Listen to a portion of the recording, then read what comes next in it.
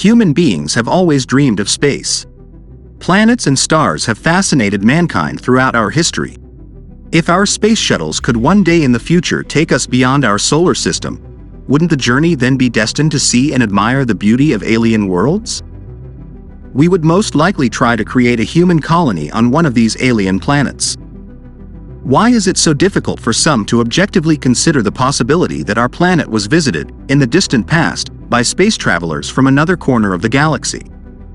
Since the universe is home to a number of intelligent beings, it makes sense that Earth could easily have been visited by various extraterrestrial species in prehistoric times. They came to this planet, manipulated the genes of early humans, and fought with each other and with other alien species. These supernatural beings brought life back to our planet after every cataclysm. Their knowledge was so vast and their powers so enormous that over time people began to treat these extraterrestrial visitors as gods. Those who are not very familiar with the ancient astronaut theory often wonder, is there evidence of extraterrestrial visitation in ancient times? The answer is yes.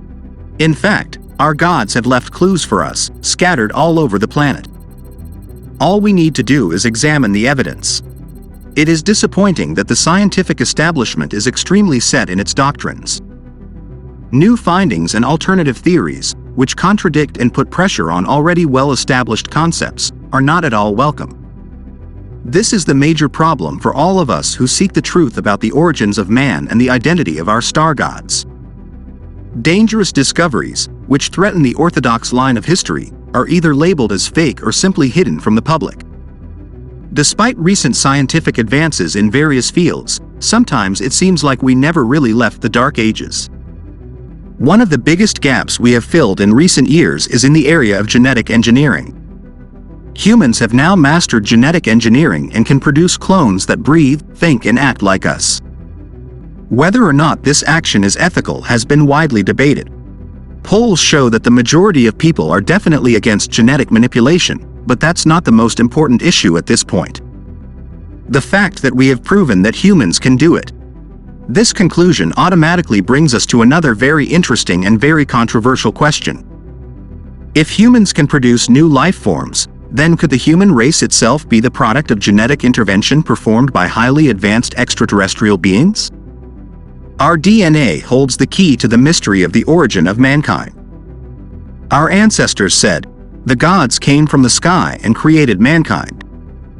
There are hundreds of creation myths around the world, all telling the story of a people from the stars who brought life to our planet in the distant past. How could extraterrestrial gods have produced modern man?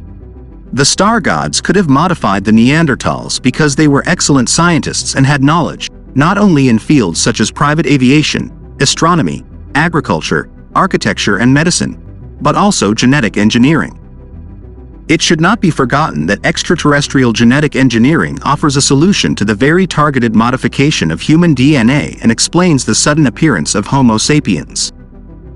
According to a number of ancient and sacred texts and myths, extraterrestrial deities have repeatedly attempted to gain access to intelligent beings. Our alien gods modified different human races at different times in order to come up with an intelligent race. Some of these races were the giants, which are found in sacred books and mythology around the world. The Nephilim, mentioned in the Bible, were, for example, a genetic creation of the fallen angels, a group of spacemen who rebelled against their leader, Yahweh.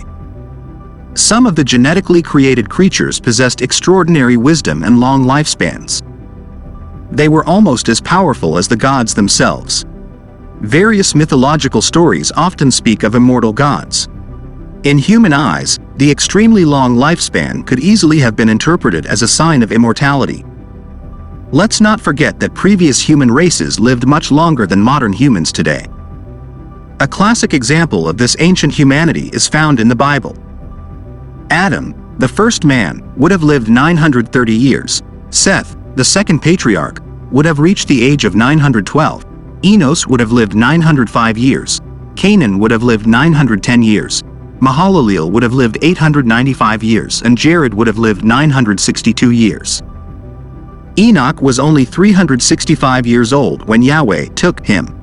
Methuselah lived 969 years and Lamech 777 years. The hero who escaped the Great Flood, Noah, lived 950 years. The Popol Vuh, the sacred book of the Maya Quiche, tells the story of extraterrestrial gods who descended from the heavens, as the Bible states, creating man in their image. However, editing the genome of the human race was not a one-time act, but an ongoing process, repeated many times over a long period of time. The creation story detailed in the Popol Vuh shows that modern man is the result of genetic interventions by our extraterrestrial creators. The Popol Vuh affirms that the created being had no parents. Was the first human being a test tube baby? There are many fascinating documents from around the world that offer insight into the true identities of the ancient gods and the messages they left for future generations. Of course, it would be naive to claim that extraterrestrials were responsible for the creation of humanity, if we only support this theory based on ancient creation myths. The creation myths of our ancestors are just one important piece of the fascinating puzzle that reveals the truth about human origins and our connection to the cosmos. The anomalous findings clearly show us that the human past is much more controversial than what is presented in the history books. It is a fact that there are a number of obvious flaws in the theory of evolution. This controversial theory currently raises more questions than ever. It is well known that evolution has proven to be an extremely slow process.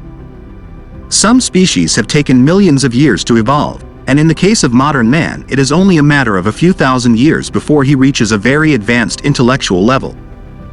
The theory of evolution does not explain the increase in human cranial capacity.